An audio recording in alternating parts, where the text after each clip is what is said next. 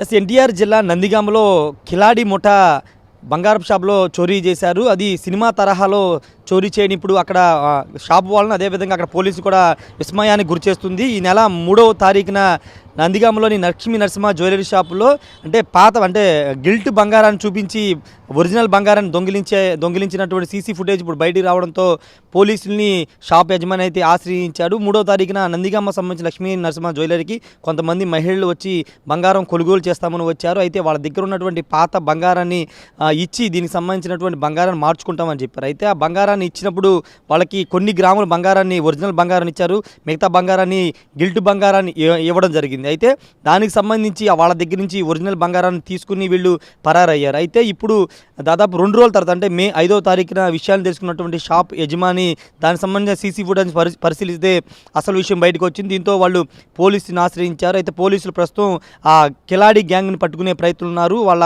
Phone signal ఆధారంగా వాళ్ళు బెంగళూరు సంబంధించిన కర్ణాటక సంబంధించినటువంటి వాళ్ళకు గుర్తించారు. ప్రస్తుతం వాళ్ళు కర్ణాటకకి వెళ్ళిపోయినట్లుగా కూడా పోలీసులు నిర్ధారించుకున్నారు. పోలీసులు అయితే కేసు నమోదు చేశారు. లక్ష్మీ నరసింహ జ్యువెలరీ షాపు యజమాని ఇచ్చిన ఫిర్యాదు మేరకు పోలీసులు అయితే కేసు నమోదు చేశారు. అయితే ఇలాంటి ఘటన ఆల్రెడీ ఇంతకుముందు గత నెలలో ఇబ్రహీంపట్నం పరిసర ప్రాంతాల్లో ఒక ఘటన జరిగిందని పోలీసులు చెబుతూ ఉన్నారు. ఇదే గ్యాంగ్ ఈ ముఠా ఈ దొంగతనాన్ని పాల్పడి ఉంటుందని చెప్తున్నారు. ముందు ఒరిజినల్ బంగారం ఒక 5 గ్రాముల బంగారాన్ని వాళ్ళకి ఇచ్చి దాన్ని చూడమని చెప్పి వాళ్ళకి యజమానికి షాపులో వాళ్ళకి ఇస్తారు. తర్వాత రాజేష్ RTV విజయవాడ నుండి.